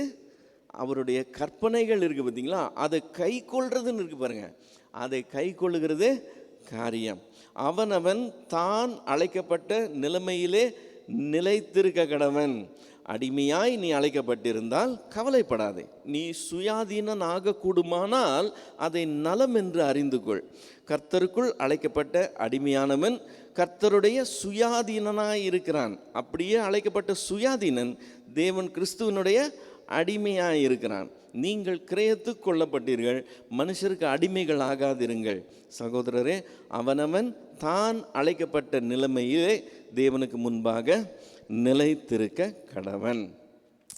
ஸோ நீங்கள் இந்த கிளாஷ், கல்ச்சர் கிளாஷ் வரும்போது இந்த கல்ச்சரில் நீங்கள் அந்த கல்ச்சருக்கு ஜம்ப் பண்ணணுன்னு ட்ரை பண்ணாதீங்க. இன்றைக்கி இதை மறந்துடுறாங்க. இதை மறந்துட்டு இஸ்ரவேல் நாட்டுக்கு போய் எக்காலத்தை வாங்கிட்டு வந்து என்ன சபை ஆராதனையில் அந்த எக்காலத்தை டிஸ்பிளே பண்ணுறது மட்டும் இல்லை, ஆராதனையில் அதை எடுத்து பூன்னு ஊதுறதும் நினைக்கிட்டு இருக்கிறாங்க. என்னன்னா யூதர்கள் அப்படி ஊதுவாங்க. என்ன, அவங்க மாத பிறப்புகள் எப்படி கொண்டாடுவாங்க, அவங்க வருஷ பிறப்புகள் எப்படி கொண்டாடுவாங்கன்னு பார்த்து நாங்களும் அப்படி செய்வோம். நீ இந்தியனாக அடைக்கப்பட்டிருந்தா என்னவா செய்யுது? இந்தியனாகிரு. யூதன் ஆகணும்னு நீ வேஷம் கட்டாது. இந்த வேலையெல்லாம் இருக்கக்கூடாது. கோர் இஷ்யூ என்னது? தேவனுடைய கற்பனைகளை கை கொள்ளுகிறதே காரியம். கடைசி நாளில் நீ தேவன் முன்னாடி போய் நிற்கும்போது என் சித்தத்தின்படி செஞ்சியாங்கிற காரியம்தான் இருக்க போகுது ஒழிய நீங்கள் இந்த கலாச்சார காரியங்களில் இது பண்ணக்கூடாது. இப்போ அடிமைங்கிற வார்த்தை வருது இல்லையா? இப்போ அடிமையாக இருந்தால் நீ அடிமையாக இருந்துக்கோன்னு சொல்லி பவுல் சொல்கிற மாதிரி தெரியுது. அப்படின்னா அடிமைத்தனத்தை வேதாகமம் ஊக்குவிக்கிறது அல்லது அதை என்ன சொல்ல, இப்போ என்ன கண்டிக்கலை, செய்யக்கூடாதுன்னு பைபிள் சொல்லலை. சொல்லப்போனால் இருக்கிறதுல தப்பு இல்லைன்னு சொல்கிற மாதிரி இருக்குதுன்னு சொல்லி ஒரு குற்றச்சாட்டு எப்போவுமே உண்டு. பைபிளில் அடிமைத்தனத்துக்கு இது வழி கொடுக்குறாங்க அப்படின்னு சொல்லி பவுல் இங்கே ஆலோசனை சொல்லுகிறது. அந்த சூழ்நிலையில் இருக்கிற அவர்கள் அந்த சூழ்நிலைக்கு ஏற்ப என்ன செய்யணும்னு தான் சொல்கிறான் ஒழிய அடிமைத்தனம் என்கிறது மாறலாக கரெக்டாக தப்பாங்கிறத பற்றி பேசலை. அடிமைத்தனம் என்கிறது மனுஷன் தோன்றின நாள் முதற்கொண்டு இன்னைக்கு வரைக்கும் இந்த நவீன நாட்களில் கூட அடிமைத்தனம் உண்டு. கடன் வாங்கினவன் கடன் கொடுத்தனுக்கு அடிமையாக இருக்கிறான்னு வசனம் சொல்லுது. பாவம் செய்கிறவன் பாவத்துக்கு அடிமையாக இருக்கிறான்னு வசனம் சொல்லுது. ஸோ அந்த அடிமைத்தனம் என்கிறது பல ஆஸ்பெக்ட்ஸில் பல விதத்தில் நம்ம மத்தியில் இருந்து கொண்டு தான் இருக்குது. அதை பற்றி வேதம் சொல்லலை. அது கரெக்டாக தப்பாக இருக்கலாமா இருக்கக்கூடாதான்னு பேசுகிற இடம் இது இல்லை. இந்த இடம் அந்த சூழ்நிலையில் இருக்கிற அவங்க அந்த சூழ்நிலையின் அடிப்படையில் என்ன செய்தால் சரியாக இருக்கும்னு சொல்லி அவங்களுக்கு சொல்லப்படுது.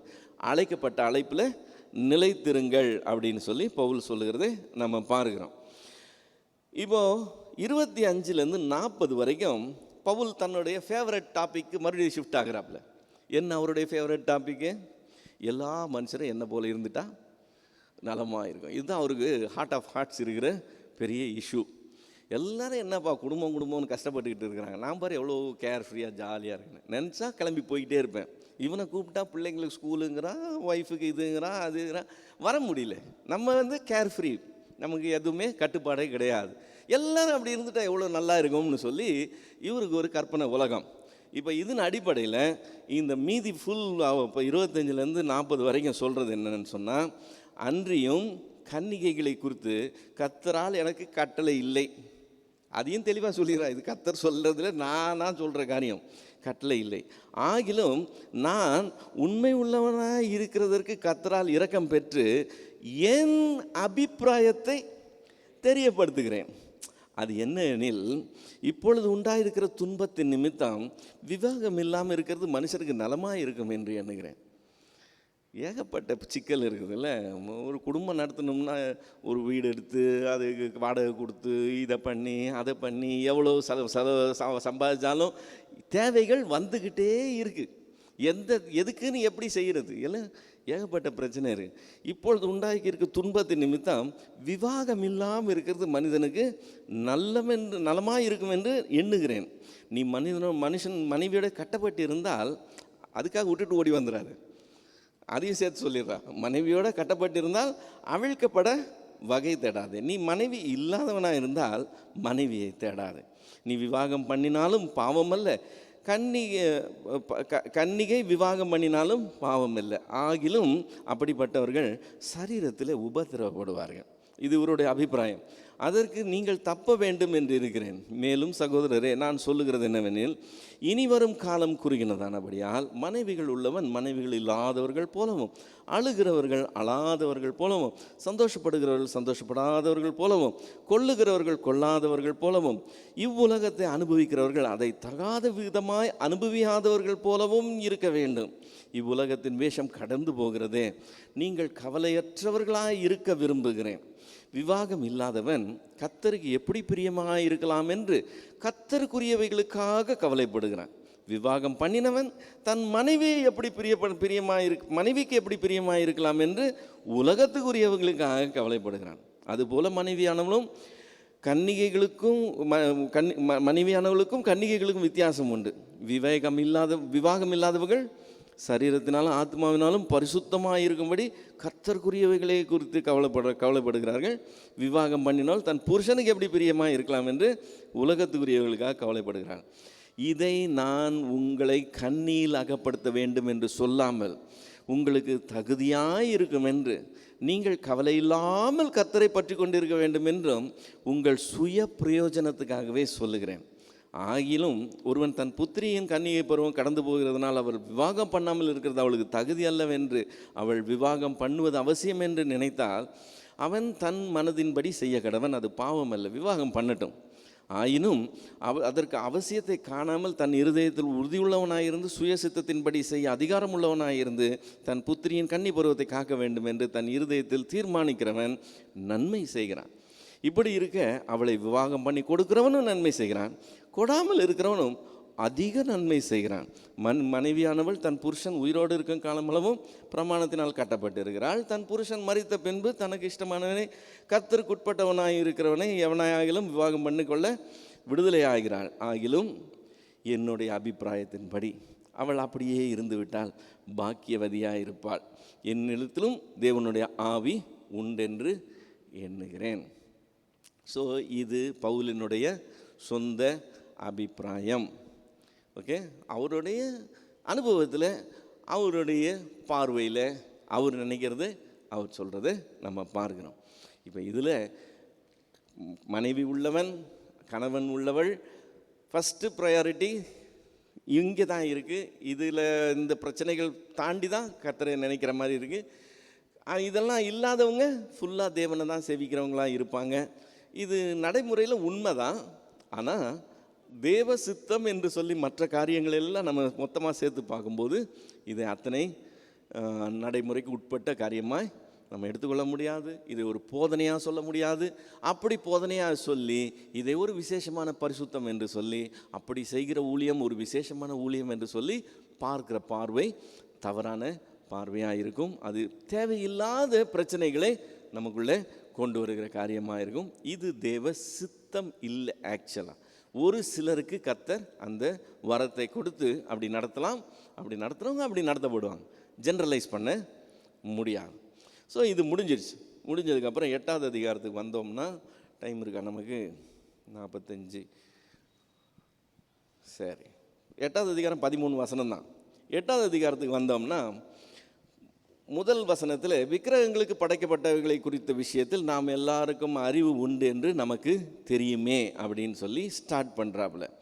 இப்போ இந்த அதிகாரத்தில் விக்கிரகத்துக்கு படைக்கிறதை பற்றி உபதேசம் இல்லை. அதனால் இங்கேயே நம்ம இங்கே சொல்லப்படுகிற காரியங்கள்லாம் எடுத்துக்கிட்டு விக்கிரகத்துக்கு படைச்சதை பற்றின உபதேசமாய் நம்ம எடுத்துக்கொள்ள வேண்டாம். ஏன்னா 10வது அதிகாரத்துக்கு நம்ம போகும்போது விக்கிரகத்துக்கு படைக்கப்பட்டதை பற்றி விரிவாய் தெளிவாய் பவுல் சொல்கிறதை பார்க்குறோம். ஸோ நம்ம 10வது அதிகாரம் போகும்போது இந்த 8வது அதிகாரத்தை சேர்த்து லிங்க் பண்ணி விக்கிரகத்தை பற்றியும் விக்கிரகத்துக்கு படைக்கப்பட்டதை குறித்து வேத உபதேசத்தை பற்றி நம்ம அங்கே பார்க்கலாம். இங்கே ஆக்சுவலாக பவுல் வேறே நோக்கத்தோடு பேசுகிறான். இப்போ இதில் முதல் 3 வசனத்தில் டாபிக் டைவர்ட் ஆகுது. பேச ஆரம்பிக்கும் போது விக்கிரகத்துக்கு படைக்கப்பட்டவைகளைன்னு சொல்லி ஆரம்பித்தாலும் முதல் 3 வசனத்தில் டாபிக் டைவர்ட் ஆகி எப்படி போயிடுது, நம்ம எல்லாருக்கும் அறிவு உண்டு என்று நமக்கு தெரியுமேன்னு சொல்லும்போது அந்த அறிவை பற்றி பேச ஆரம்பிச்சிடறான். ஞானத்தை பற்றியும் அறிவை பற்றியும் பேச ஆரம்பிச்சிடறான். அறிவு உண்டுன்னு நம்ம எல்லாருக்கும் தெரியும்னா என்ன அர்த்தம்? இது ஜென்ரலாக எல்லாரும் ஒப்புக்கொண்ட ஒரு காரியம்னு எல்லாருக்கும் தெரிஞ்ச விஷயம் அப்படின்னு சொல்லுகிறான். எதை பற்றி? விக்கிரகத்துக்கு படைச்சதுன்னா என்னங்கிறது உங்கள் எல்லாருக்கும் தெரியும் அப்படின்னு எல்லாருக்கும் தெரியும் அப்படின்னு சொல்கிறான். இப்போ இந்த விக்கிரகத்துக்கு படைச்சதை பற்றின அறிவுன்னு சொல்லி வரும்போது, அறிவுங்கிறது நல்ல காரியம் ஆக்சுவலாக இல்லை, அது இல்லாமல் இருக்கக்கூடாது. நீதிமொழிகள் 19:2 சொல்லுது, ஆத்துமா அறிவில்லாது இருக்கிறது நல்லது அல்லன்னு சொல்லியிருக்கு. சங்கீதம் 49:20 வரும்போது, கனம் புரிந்தினவனாக இருந்தும் அறிவில்லாத மனுஷன் எதுக்கு ஒப்பாயிருப்பானா? அழிந்து போகும் மிருகங்களுக்கு ஒப்பாயிருப்பான் என்று சொல்லி சங்கீதக்காரன் சொல்கிறத நம்ம பார்க்கிறோம். இந்த அறிவுன்னு சொல்லி வரும்போது பெரிய விஞ்ஞான அறிவு, இந்த அறிவு அந்த அறிவுன்றதை விட தேவனை குறித்து அறிகிற அறிவை பற்றி தான் வேதம் அறிவுன்னு சொல்லியே பேசும். நீதிமொழிகள் 9வது அதிகாரம் 10வது வசனத்தில் பரிசுத்தரின் அறிவே அறிவு அப்படின்னு இருக்கும். அதாவது தேவனாகிய பரிசுத்தரை பற்றி அறிந்து கொள்ளுகிற அந்த அறிவு இருக்கு பாருங்க, அதுதான் அறிவு. அந்த அறிவு இல்லைன்னா ஜனங்க கெட்டு போயிடுவாங்கன்னு வசனம் இருக்கு. ஏசாயா தீர்க்கதரிசன புஸ்தகம் 5வது அதிகாரம் 13வது வசனத்தில், ஏசாயா 5:13, என் ஜனங்கள் அறிவில்லாமையினால் சிறைப்பட்டு போகிறார்கள் ஆண்டவர் சொல்கிறார். என்ன அறிவு இல்லை? மற்றதை பற்றியெல்லாம் அறிவு இருக்குது. தேவனை குறித்து அறிகிற அறிவில் கொஞ்சம் ப்ராப்ளம். அதனால இவங்க என்ன ஆயிடுறாங்களா? சிறைப்பட்டு போகிறாங்க. ஏசாயா தீர்க்கதரிசிக்கு சமகாலத்தில் ஊழியம் செய்தவன் ஓசியா தீர்க்கதரிசி. ஓசியா தீர்க்கதரிசியின் மூலமாக ஆண்டவர் இன்னொரு வார்த்தை சொல்கிறார். 4வது அதிகாரம் 6வது வசனத்தில், ஓசியா 4:6, என் ஜனங்கள் அறிவில்லாமையினால் சங்காரமாகிறார்கள்னு சொல்லுகிறார். ஏசாயா சொல்லும்போது சிறைப்பட்டு போகிறாங்கன்னு சொல்கிறாரு, இங்கே சொல்லும்போது சங்காரமாகிறார்கள். நீ அறிவை வெறுத்தாய், ஆகையால் நீ என் ஆசாரியனாயிரபடி நானும் உன்னை வெறுத்து விடுவேன். நீ உன் தேவனுடைய வேதத்தை மறந்தாய், ஆகையால் நானும் உன் பிள்ளைகளை மறந்து விடுவேன். இந்த தேவனை பற்றி அறிகிற அறிவு நல்ல காரியம், ஆனால் அதுவே எல்லாம் இல்லைன்னு பவுல் சொல்லுகிறார். நமக்கு அறிவு உண்டு, ஆனால் அறிவு என்னத்தை உண்டாக்குமா? அறிவு இருமாப்பை உண்டாகும். என்ன தேவை? அன்பு தேவை. தேவனை பற்றின அறிவு இருக்கட்டும், வெறும் அறிவு இருந்தால் அது ஹெட் வெயிட் உண்டாகும். ஹெட் மட்டும் பெருசாக இருந்தால் அது ஹெட் வெயிட் உண்டாகும். அதனால் அறிவு மட்டும் முக்கியம் இல்லை, தேவன் மேலே அன்பும் அவசியம்னு சொல்லுகிறான். அன்பு இருந்தால் என்ன பண்ணுமோ அது பக்தி விருத்தியை உண்டாகும். இப்போ இந்த அறிவும் அன்பும் மட்டும் பத்தாது, இன்னும் அதோடு சேர்த்து சொல்லுகிறான் 2வது வசனத்தில், ஒருவன் தான் ஏதேனும் ஒன்றை அறிந்தவன் என்று எண்ணிக்கொள்வானால் ஒன்றையும் அறிய வேண்டிய பிரகாரமாய் அவன் இன்னும் அறியவில்லை. அப்போ என்ன தேவை? எனக்கு தெரியும்னு சொன்னால் கூட, எனக்கு அன்புன்றது இருந்தால் கூட என்ன தேவை? மன தாழ்மை என்கிறது தேவை. எனக்கு தெரியாதது நிறையா இருக்குதுங்கிறத நான் அறிந்தவனாய் இருக்கணும். எனக்கு தெரியும்னு நினச்சேன்னு சொன்னால் நான் தெரிஞ்சிக்க வேண்டிய விஷயத்த இன்னும் சரியாக தெரிஞ்சிக்கல அப்படின்னு சொல்லுகிறான். 3வது வசனத்துக்கு வந்தோம்னா, தேவனில் அன்பு கூறுகிறவன் எவனோ அவன் தேவனால் அறியப்பட்டிருக்கிறான்னு ஒரு சத்தியத்தை சொல்கிறதை பாருகிறோம். தேவனிடத்தில் நான் அன்பாக இருந்தேன்னு வச்சுக்கோங்களேன், தேவன் என்னை அறிந்தவராக இருக்கிறார்னு வசனம் சொல்லுது. 2 தீமோத்தேயுவின் புஸ்தகம் 2வது அதிகாரம் 19வது வசனத்தினுடைய 2வது பகுதியில் கர்த்தர் தம்முடையவர்களை அறிவார் அப்படின்னு சொல்லி பவுல் தீமோத்தேயுக்கு சொல்கிறதை பார்க்கிறோம். எனக்கு சோனியா காந்தியை தெரியும், எனக்கு ராஜீவ் காந்தியை தெரியும், எனக்கு இவங்களை தெரியும், அவங்களுக்கு தெரியும். ப்ராப்ளம் என்ன தெரியுமா? அவங்க யாருக்கும் என்ன தெரியாது. ஸோ உங்களுக்கு தேவனை தெரியுமான்றது ரொம்ப முக்கியம் இல்லை, தேவனுக்கு உங்களை தெரியுமாங்கிறது ரொம்ப முக்கியம். நாம் அவரிடத்தில் அன்புள்ளவர்களாக இருந்தோம்னா தேவன் நம்மை அறிவார் என்றது வேத வசனம். அது ரொம்ப முக்கியமான காரியம். இப்போது மீதி வசனங்களுக்கு வந்தோம்னு சொன்னால் 4லேருந்து மீதி கடைசி வரைக்கும் அந்த 1வது வசனத்தையும் 4வது வசனத்துலேருந்து அப்படியே ஃபுல்லாக எடுத்தோம்னு சொன்னால் ஒரே ஒரு காரியத்தை சொல்கிறதுக்காக தான் சொல்லுகிறான். என்ன காரியம்னு சொன்னால், உனக்கு பலமான விசுவாசம் இருக்கலாம், ஆனால் அந்த பலமான விசுவாசம் மற்றவனுக்கு பக்தி விருத்தி உண்டாக்கணுமே ஒழிய என்ன பண்ணிடக்கூடாது? இடரல் ஏற்படுத்திடக்கூடாது.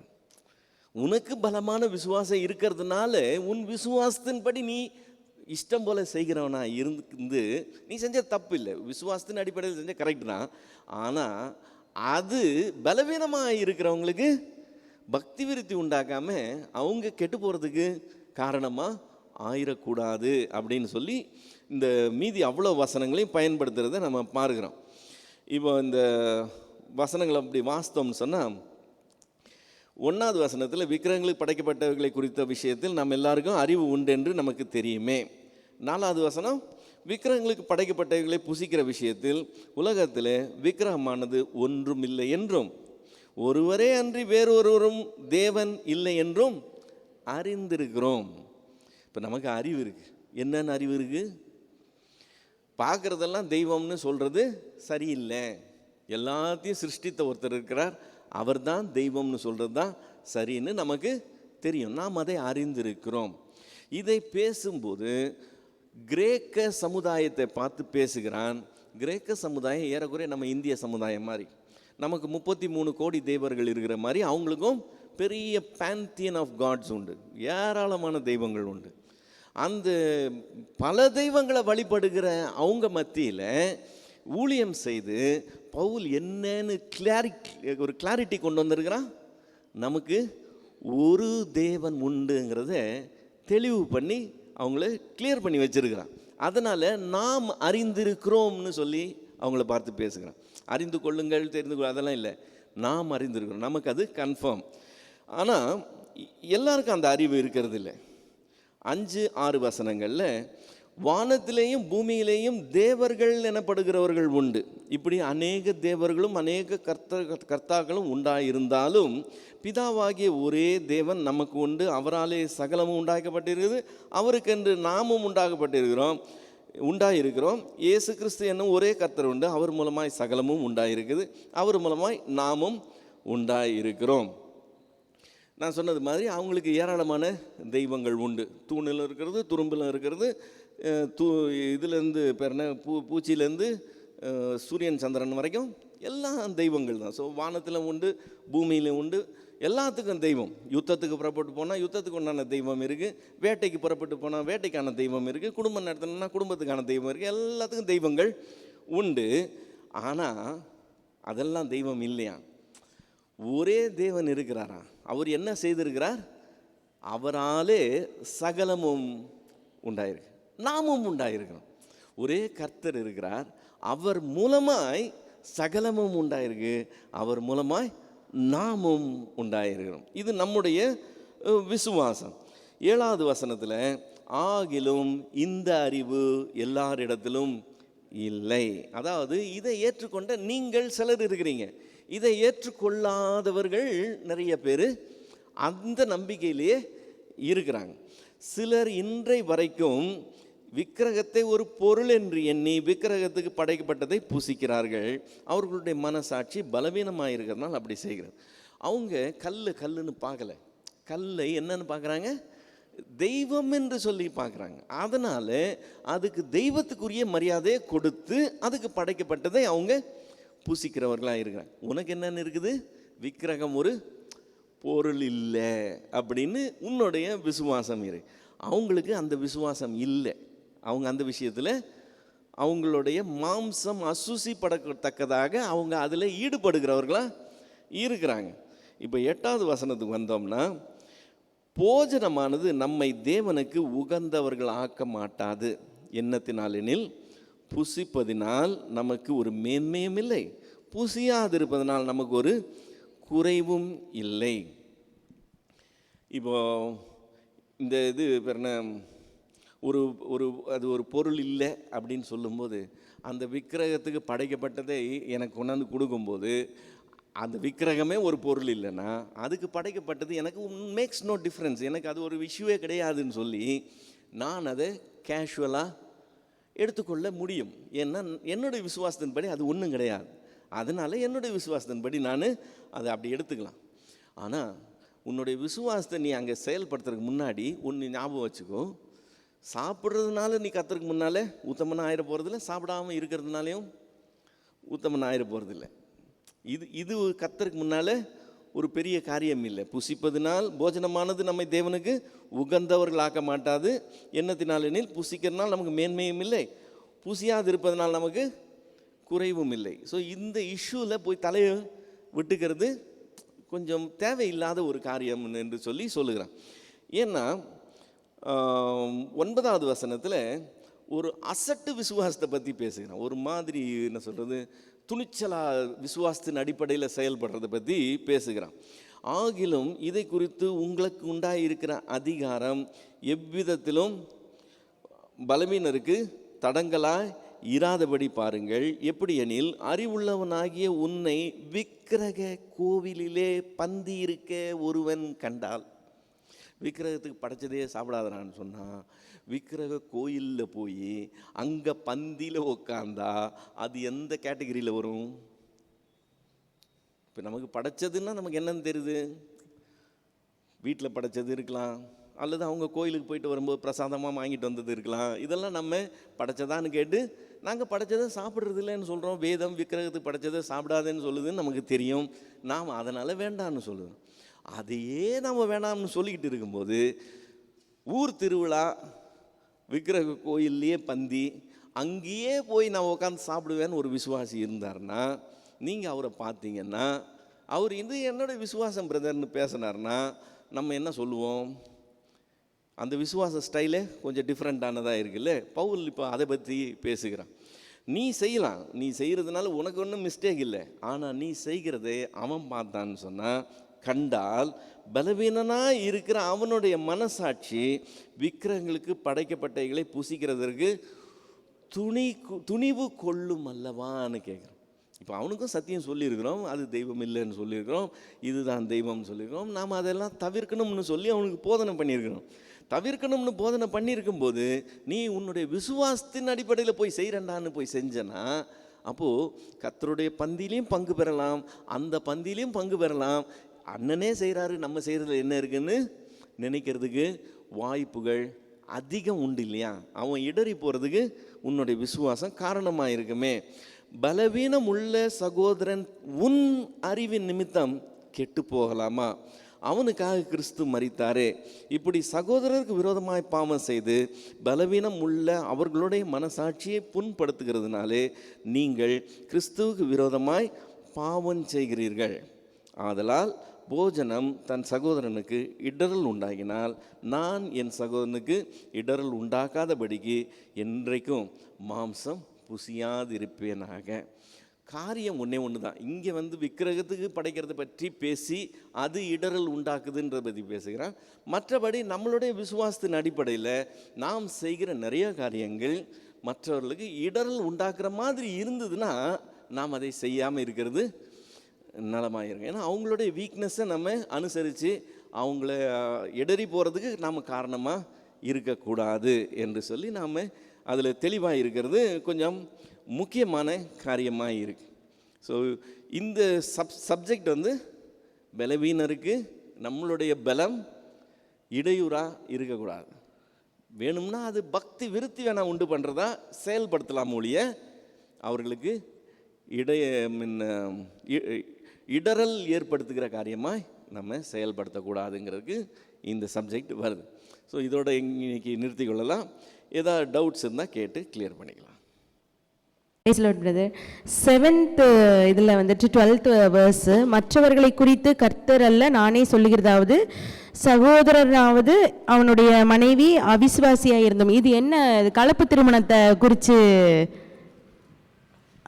அதை சொல்ல மறந்துட்டேன். இது வந்து விசுவாசி அவிசுவாசியை கல்யாணம் பண்ணலாமான்ற அந்த டாபிக்குள்ளே போகிற காரியம் கிடையாது.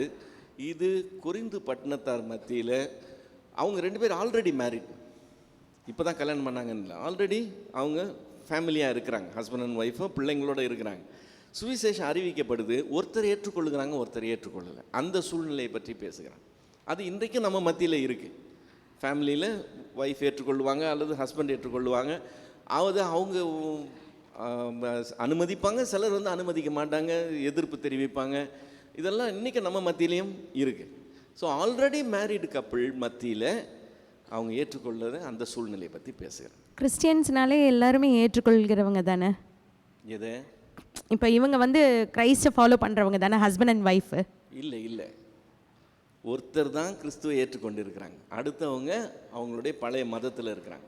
ஓகே. இப்போ நான் கேட்குறேன், இந்த ப்ரெசன்ட் இதில் அப்போ கலப்பு திருமணம் வந்து ஓகேவா? அது இங்கே பேசவே இல்லை. நீங்கள் அந்த டாபிக் இங்கே கொண்டு வந்தீங்கன்னா ஒரு பெண்டரா பாக்ஸ் ஓப்பன் பண்ணுற மாதிரி. ஏன்னா அது கம்ப்ளீட் டிஃப்ரெண்ட் சப்ஜெக்ட். நம்ம டைவர்ட் ஆகி அதுக்குள்ளே போயிட்டு இருக்கோம்.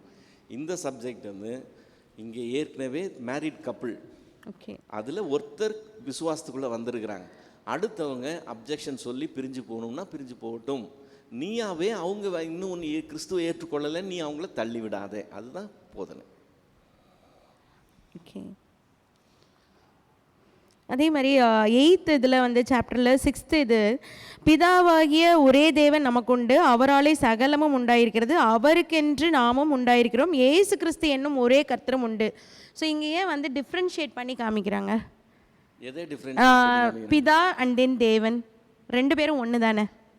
பிதாவை தான் தேவன் மென்ஷன் பண்ணியிருக்கு, ஏசு கிறிஸ்துவ கர்த்தர், அதுதான் பைபிள் ஃபுல்லாக அப்படி தான் வரும். ஓகே. திரியேக தேவனை நாம் தொழுது கொள்கிறோம் சிஸ்டர். ஸோ பிதாவாகிய தேவன், குமாரனாகிய தேவன். ஸோ பிதாவாகிய தேவனை பற்றி பேசும்போது பிதா தேவன் சிருஷ்டித்தார் அப்படின்னு வரும். குமாரனாகிய தேவனை பற்றி பேசும்போது குமாரன் கர்த்தர், அவர் மூலமாயின்னு சொல்லி வரும். அவர் சிருஷ்டித்தார், சகலமும் அவர் மூலமாய் உண்டாயிற்று.